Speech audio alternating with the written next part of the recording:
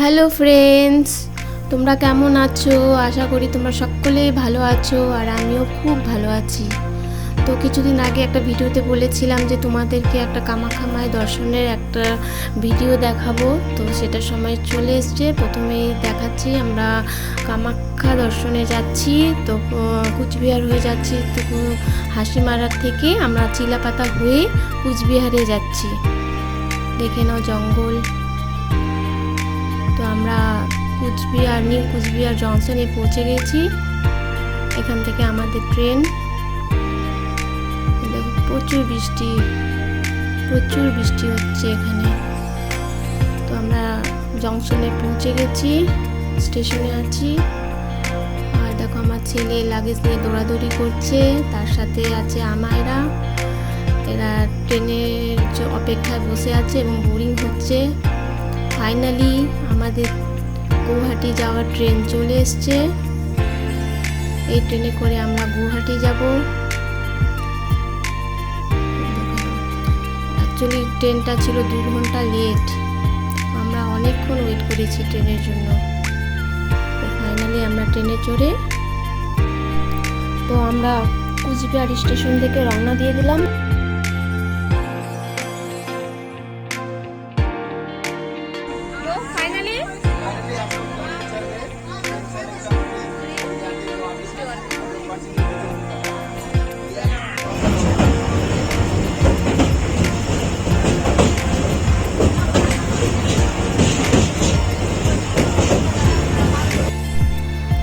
তো ফাইনালি আমরা গুয়াহাটি এসে পৌঁছে গেছি। তখন বাজে রাত 2:30। যেহেতু ট্রেন লেট ছিল তো আমাদেরও পৌঁছতে লেট হয়েছে। আর আমরা স্টেশনের বাইরে বসে আছি গাড়ির জন্য, কারণ যে হোটেলে স্টে করবো সেই হোটেল থেকে গাড়ি পাঠাবে বলেছিল। তো ফাইনালি আমরা হোটেলেও এসে পৌঁছে গেছি।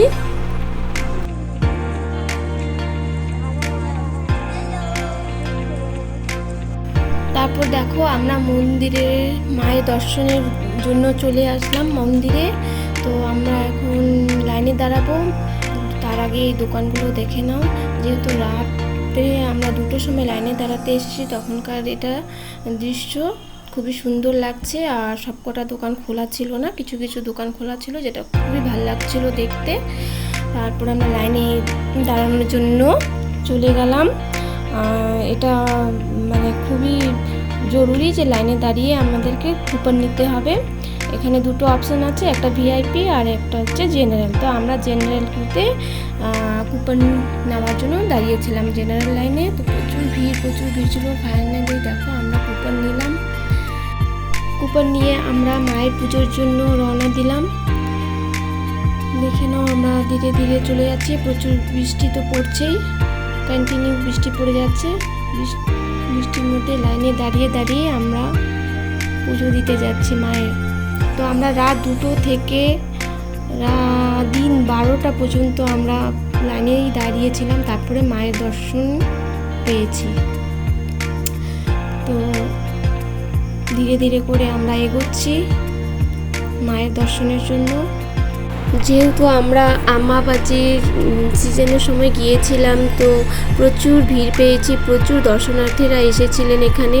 তবে আরও 10-15 দিন পর গেলে পরে এতটা ভিড় আমরা পেতাম না। তো দেখে নাও আমরা ভিড়ের মধ্যেই মায়ের দর্শন করেছি। আর মায়ের দর্শন যে পেয়েছি এটাই আমাদের জন্য অনেক বড়। তো দেখো আমরা মায়ের দর্শনের জন্য সিঁড়িতে চড়ে চলে যাচ্ছি মন্দিরের দিকে চললাম। এটা হলো মন্দিরের মেন গেট। আমরা চলে যাচ্ছি সোজা। যেহেতু আমরা জেনারেল কিউতে ছিলাম তো আমাদের একটু লম্বা লাইনটাই ছিল। ভিআইপি আমরা কাটিনি, কারণ কেটে কোনো লাভ ছিল না এত ভিড়ের মধ্যেই।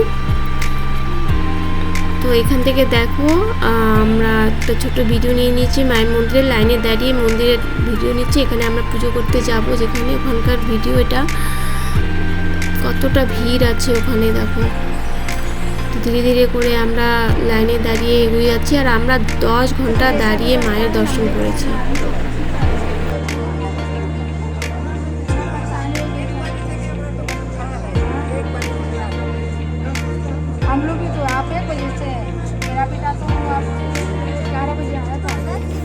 তো ফাইনালি বন্ধুরা আমরা ভেতরে গিয়ে প্রবেশ করে মন্দিরের ভেতরে প্রবেশ করে আমরা পুজো দিয়ে বেরিয়ে গেলাম। যেহেতু আমাদের ভেতরে ফটো শ্যুট করার ভিডিও করার অ্যালাউ ছিল না, তো আমরা করতে পারিনি।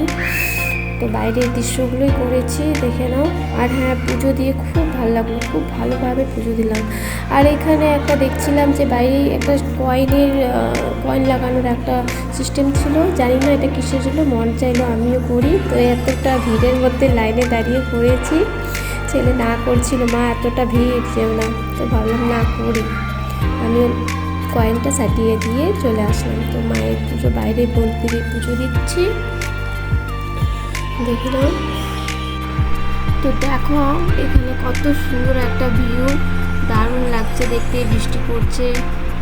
তো ফাইনালি আমরা হোটেলটা চেক আউট করে বেরিয়ে পড়লাম আমাদের স্টেশনের দিকে, কারণ আমরা এখন কামাখ্যা ছেড়ে চলে যাচ্ছি। তো মাকে প্রণাম করে মায়ের মন্দিরকে টাটা বাই বাই বলে চলে যাচ্ছি।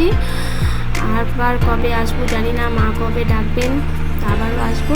ফাইনালি কামাখ্যা জংশনে পৌঁছে গিয়েছি, কারণ আমাদের রাত 8টায় ট্রেন, তো আমরা 7টা নাগাদ চলে এসেছি ট্রেনে। তো আমাদের ট্রেন চলে আসলো এবার। তো বন্ধুরা, আমার এই ব্লগটা কেমন লেগেছে তোমাদের একটু কমেন্টে জানিও, আর একটু ফলো করে দিও। তো আজকের জন্য এটুকু, আবার ফিরে আসবো নতুন কোনো ব্লগ নিয়ে। তো টাটা বাই বাই।